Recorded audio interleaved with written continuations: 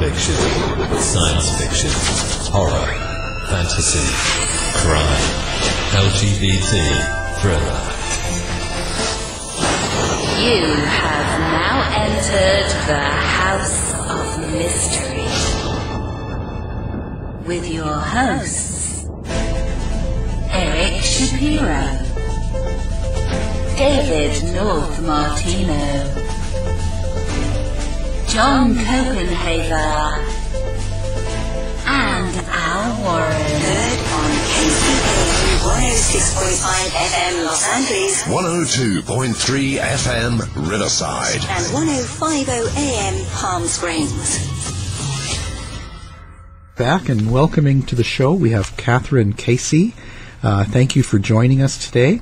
And how are you today? You know, I'm great, Alan. Thanks. How are you? I'm good.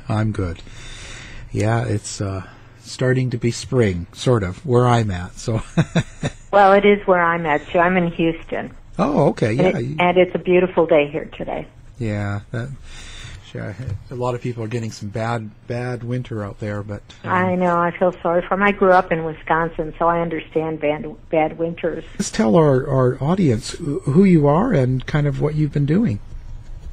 Well, I'm a journalist. I'm located in Houston, based in Houston, Texas, and I've been covering crime cases since the 1980s. First for magazines and since the mid-90s for books. I have 11 published books, or 12 actually. This is my 12th book. 9 of them are true crime books and 3 of them are mysteries. And I've kind of specialized with the books in Texas cases. So I've covered everything. I started out with a case about a sexual predator here in Houston back in the 1990s. That book was published actually 20 years ago this month in January of 1995. Wow. And this is my most recent book is Deliver Us. It's on the I-45 Texas killing fields cases. What brought you into doing mystery and crime? Is that something you've always been interested in, or? You know, I always tell people that I kind of fell into it, and to some extent I did. I was assigned to work on crime articles for magazines. I'd written for Rolling Stone and Texas Monthly, and I was with Ladies Home Journal, which you wouldn't think would cover crime, but we did pretty extensively actually back in the 80s and the 90s. I was a contributing editor there for 18 years. So it seems that I must have had a knack for it because the editors kept assigning the cases. I kind of became the go-to person for some of the magazines when there was an interesting crime case. And from there, the first one turned into a book, and for a while I did both, and now I'm writing just the books.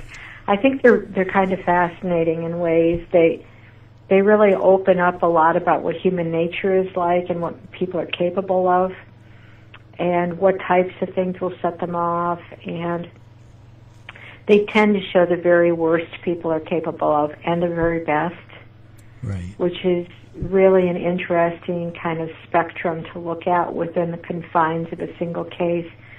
Deliver Us very much is like that. There's these horrible tragedies of these girls disappearing, and most of them dying along I-45 in south of Houston.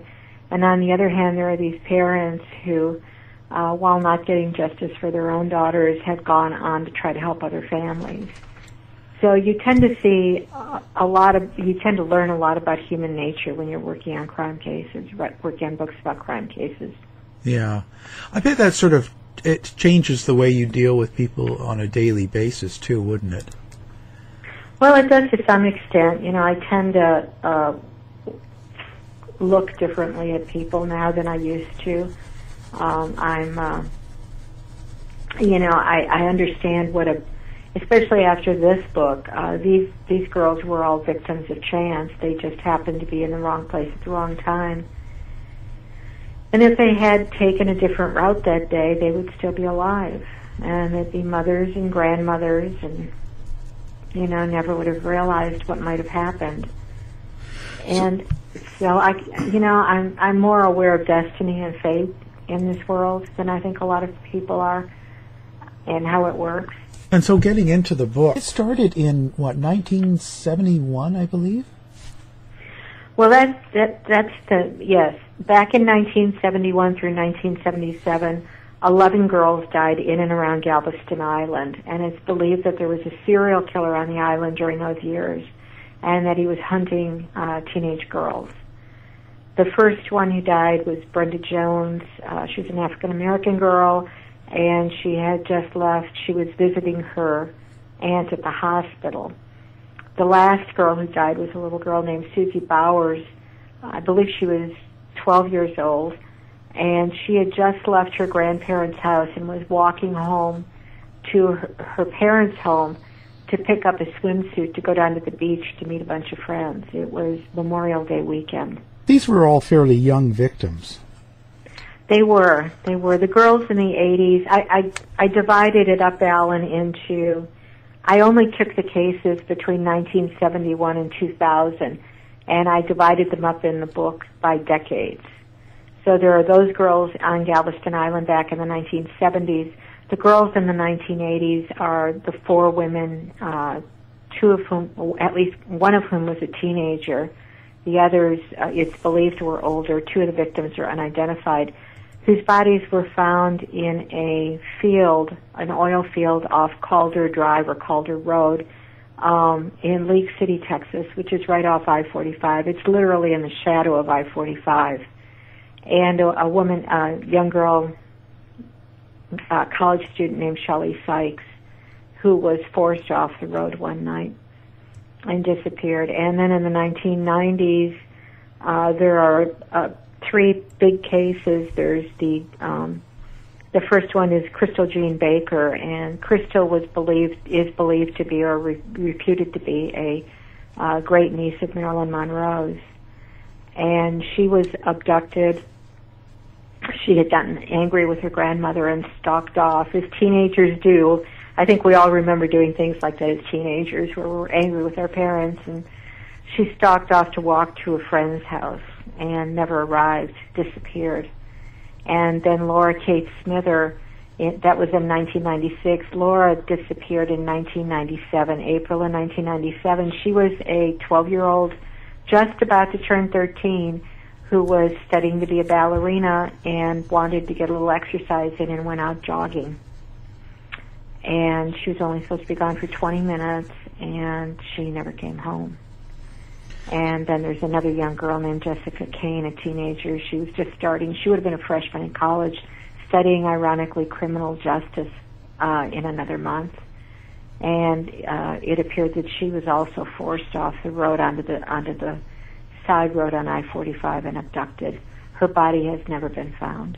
Oh, now, do you find that, was there something that the serial killer had in doing these crimes? Like, was there something he did similarly to each person, or were they each one totally different?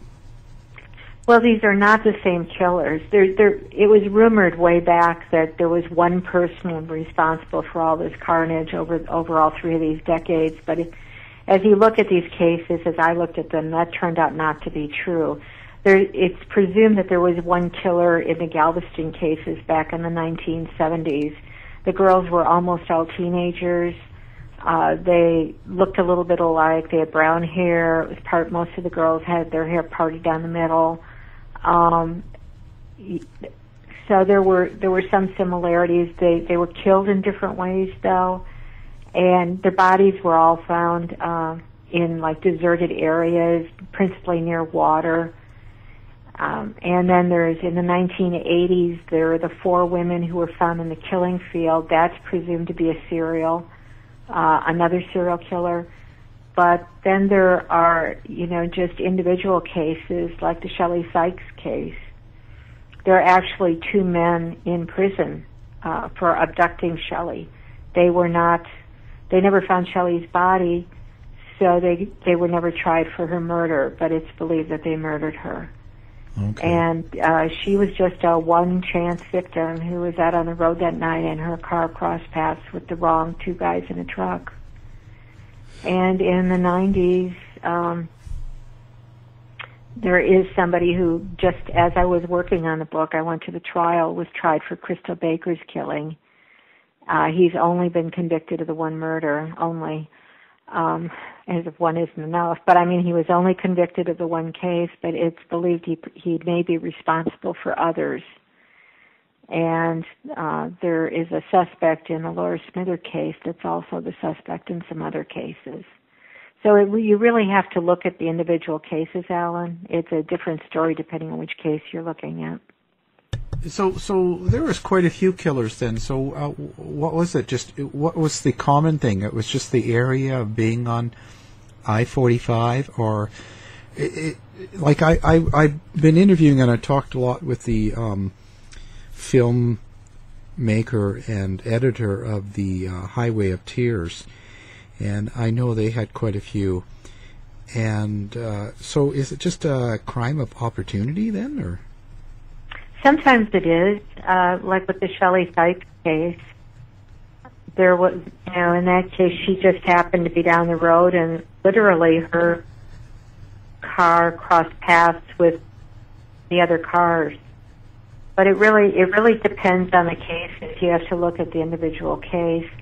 The thing that binds these cases is that back in the 90s, after Laura Smither disappeared, there was a lot of outcry in the Houston area, and that was the first time that the Houston Chronicle and the Galveston County Daily News published charts in the newspaper showing the photos of the girls along with individual write-ups about what had happened to them. And at that point, people started to realize that there were a lot of killings in this particular area, a lot of abductions of young girls and young women, and that they were going unsolved. That these cases were not ending up in a courtroom, and that these families were living for decades without any justice. Families never get closure, Alan. Right. When they lose somebody, they don't. As long as I've been doing this, I haven't found any family who's ever told me that even after a trial they have a sense of closure, but at least they get a sense of justice, and they pull some comfort from knowing what happened and who is responsible. These families have had none of that. Yeah, it's important to find out. I mean, if you have someone that's gone missing, you'll always be wondering what happened to them. Why have all these cases gone unsolved? Like, what's the issue? Well, stranger abductions are very difficult to solve. It's much easier to to find out who murdered someone if that person is somehow connected with them, a family member, a friend, a neighbor, an enemy that they've made over, and there's internet, there's something that shows that there was a connection between these two people, what went wrong and why it happened. When it's a stranger abduction and somebody literally vanishes, and that person has no connection at all with the abductor, it's very difficult. I'm sure your program with Highway of Tears looked at that. But on the other hand, these happened in an area back in the 70s, 80s, and 90s that was a patchwork of small towns. There are 11 different jurisdictions down in this area, and for many, many years, for literally throughout this time, they were not comparing notes. The police agencies were handling these cases separately and not sharing information, which made it very difficult. The other thing is, in small towns back especially, now these are bigger communities now, and their police forces have more resources. As Houston's grown up, these have become suburbs, veteran communities that feed the city. So they have more money, they have more training. There are still, I'm sure they could still use more, but they have a lot more available than they had back in the 70s, 80s, and 90s. And at that time, a lot of the parents told me that the police learned on their daughters' cases. A lot of mistakes were made. They originally assumed and in these cases wrongly, that the girls were runaways.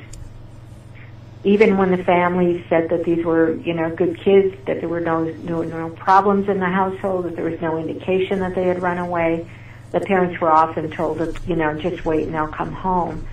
And by the time the police started to look, days, weeks, months had passed. So this was a problem. The other thing is that in this particular area, there's a big transient population. There are people going down to the beach in Galveston, the vacationers. There are people working at the refineries and the chemical plants along the coastline in the Gulf. There's a lot of industry down there. People tend to come in, contract labor. They work a short time and leave.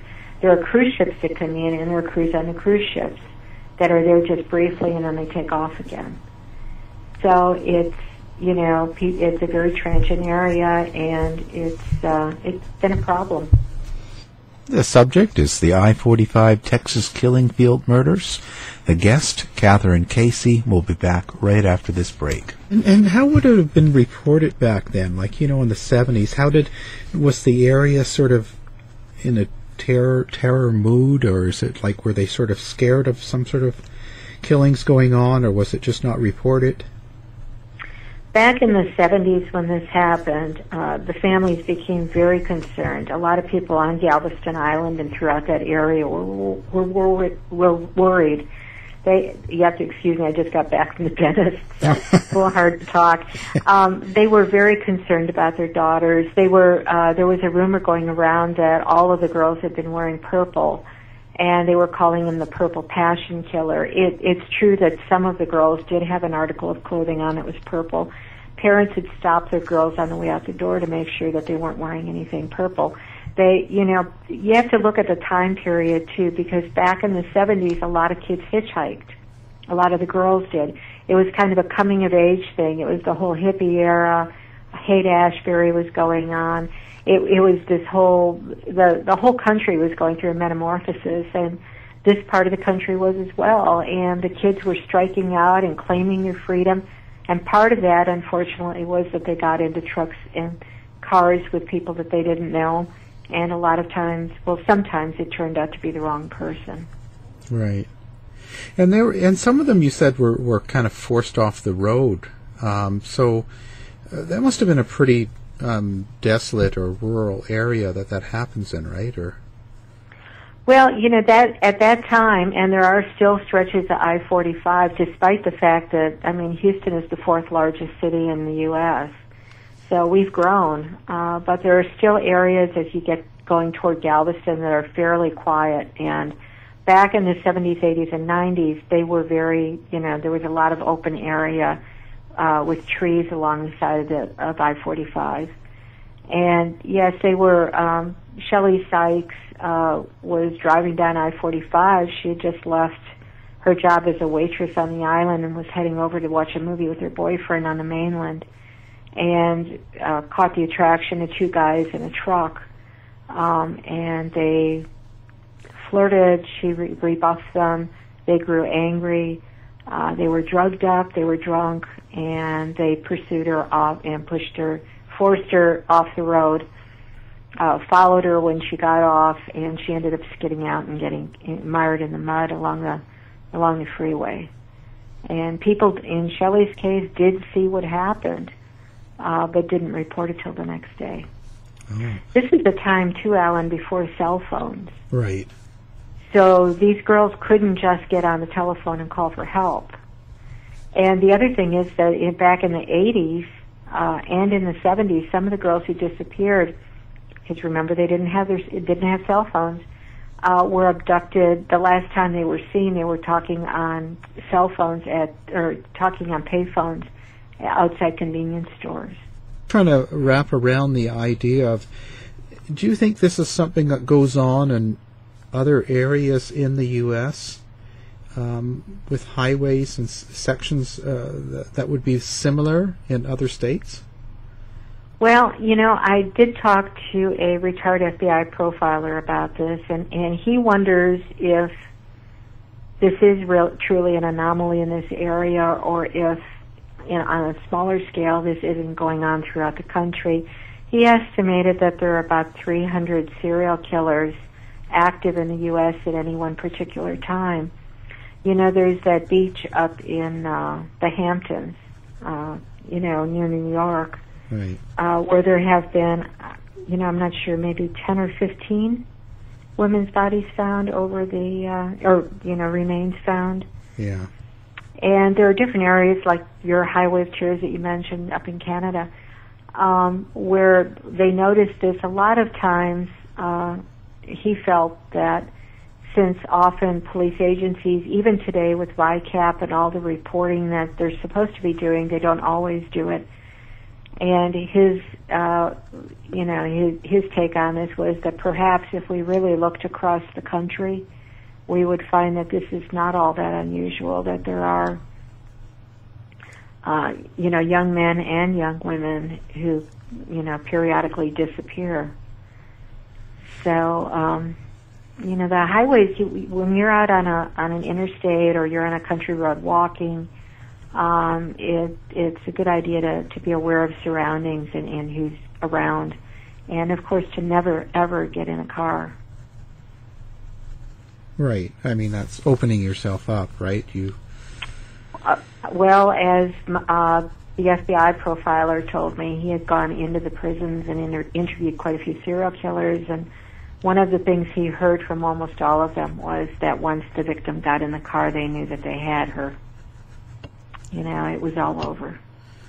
Yeah, you give up a certain amount of freedom when you do that. Well, you can't escape, and it's harder to get out. Now, there's a chapter in the book about a woman named Sandra Sapow who was picked up by at a Waffle House and forced into a restaurant and forced into his truck. And she actually jumped out on I-45. Wow. And because of that, lived. Out of all these people that have gone missing and that have been found, how many have they actually found the reason, and caught the person that did it? Well, not many of them. There are some in the book that have, that have had trials. There's Shelley Sykes, and the two men were tried and convicted for abducting her off I-45. There's Crystal Jean Baker, and that trial, Crystal died back in '96, and Kevin Edison Smith was just tried in 2011 or early 2012, I believe, actually, for her murder. And so there are a few. I went in. There are also suspects in some of these cases, and they're in prison for other crimes. And I did go into the prisons and interview the main suspects. For instance, in the 1970s killings, there's a man named Ed Bell who's in prison here in Texas. Was convicted of a murder that it was committed in 1978, and he had moved onto the island just before those killings started, and the killings ended when he took off when he was out on bail, awaiting trial for killing someone else. So he's, in my opinion, a prime suspect. We don't have anything that we don't have DNA or anything that positively says that Ed Bell murdered those girls on the island, but he says that he did it, and he remembers a lot of the facts. There's a chapter in the book where I talk about going into prison and interviewing Ed. Ed has, has psychiatric issues. I don't know what his diagnosis is. I said in the book that he talked about paranoid schizophrenia quite a bit, and it's possible that that's what he suffers from. But it's hard to write Ed off because Ed knows an awful lot about these murders that happened 40 years ago. Or be convicted of any, probably. I don't know. I've been pushing here in Texas, in these communities, to get them to try to go back and find the evidence. Now remember, this is on the Gulf Coast. So these are communities that have gone through horrible hurricanes over the last 40, 50 years. So it's possible that that evidence is in fact gone. They tell me that it's gone. But I have to wonder if there's not a box someplace in a storeroom that doesn't have something from those murders back in the 1970s. There's a shirt that's missing from the Killing Fields murders in the 1980s that DNA could be done on today and perhaps lead to a conclusion to let us all know what really did happen to these women. Have you gone in and interviewed with quite a few of the people that were suspects or convicted of something? I interviewed 3 of them in prison. One, Ed Bell from the 1970s, a guy named Mark Stallings, who's in prison for the 1980s killings, for one of the Killing Field killings. And I interviewed a guy named William Lewis Reece, who's a prime suspect in the abduction of, one of the prime suspects in the abduction of Jessica Kane, is the primary suspect in the abduction and murder of Laura Kate Smither, and who it's thought is responsible. They just recently found his DNA. I have been told this by investigators on a murder victim from that same year, from 1997, in Oklahoma.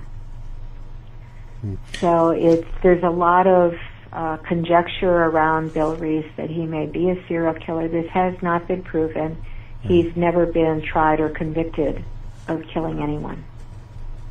So of any of them, do you feel like any of them were maybe wrongly accused, or do you sort of feel pretty secure with who they've got in prison? Well, they're not in prison for those crimes, Alan. The crimes that they're in prison for, there's really no doubt that they committed.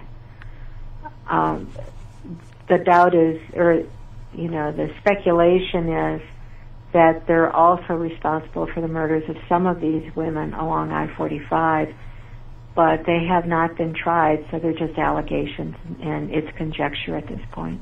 Right.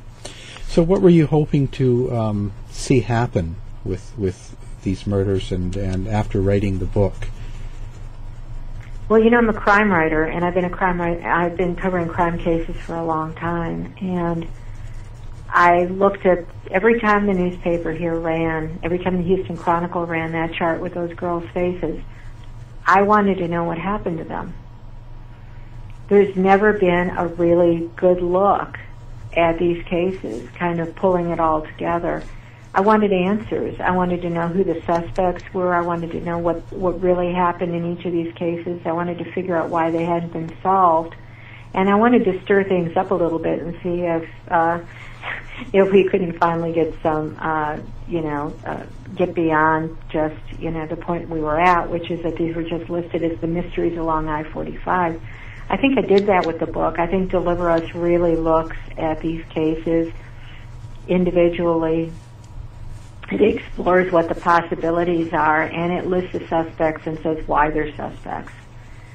I wanted to look at it from all sides, too, because I really thought it was important to go in and talk to these men and get their side of the story, because unless we talk to them, unless we figure out what happened to them, why they ended up doing the things that they say they did, assuming they have actually done them, we don't know how to watch for this in the future. We don't know how to ever stop this from happening. So, I wanted really a clear look at it, and I think the book really does that. Okay, and so do you think that it'll eventually come to something like where people will actually finally get some idea of what happened to some of these victims, or? I don't know. I'm hoping so. I know that I've stirred things up enough that a lot of these cases are being looked at again, where they hadn't been in a very long time. I'm really disappointed that they haven't really gone in and looked at, Ed Bell to see if he could be responsible for those cases back in the 70s. I have not heard that they've reopened those investigations. I'd like to see that. But the cases in the 80s and the 90s, thanks to the parents continuing to push And the fact that I've been walking around knocking on doors in law enforcement and asking a lot of questions are getting looked at again. And if the evidence is there this time around, perhaps something will be done. I'm hoping that that's the outcome. These cases have really haunted this part of Texas, along this Gulf Coast. And people didn't forget Laura Smither, and they didn't forget a lot of these victims. And every time they popped up in the paper, everybody would go, well, gee, I wonder what... A lot of people would go, I wonder what happened to those women. I wonder what happened to those teenage girls. Who could have done that? Do you think it was just one? So the book is really being well received because people have grown up with these cases. They've come of age with these cases. There are a lot of people here who knew the victims' families. Laura Miller, who is one of the victim's son in the killing field, her dad, Tim, is very high profile, not only here but throughout the nation. He's the founder of Texas EquiSearch. He took this horrible, horrible tragedy that he went through and decided that he wanted to help other families so they never went through wondering for 17 months what had happened to their daughter. Laura disappeared in 1984, and her remains weren't found until 1986. So he founded Texas EquiSearch, and he's been going around the nation and really the world, helping law enforcement and helping families looking for their missing loved ones. Yeah. So these are very high-profile cases throughout Texas and throughout really the nation. If you look on the internet, there's a lot about these cases where people are speculating. And when the girls disappeared, articles ran in the UK, they ran, throughout the United States. When the girls in the 70s disappeared, it was on, Walter Cronkite talked about it on the national news.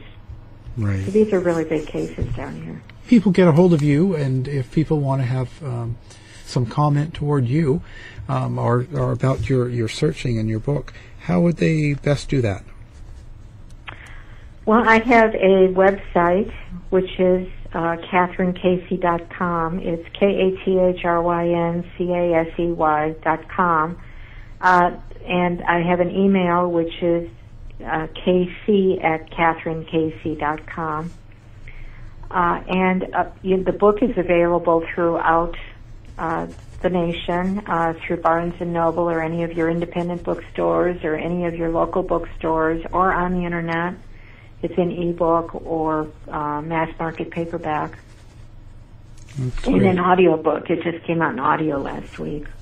Yeah, that's great. And actually we have that linked up to the website so that people can read about you and get a hold of your book. Great, thank you. Well, I have to say thank you very much for doing the work and getting it out there for the people, and we appreciate you coming on the show. Well, thank you for having me. I enjoyed it. Great. Thank you. You can listen to us anytime, anywhere now. Download our free app now for the iPhone and iPad. Look for the Warren Exchange or House of Mystery app at the Apple App Store today. Show is over for now. Was it as good for you as it was for me? Well, good night. This has been a production of the Z-Talk Radio Network. I'll be back.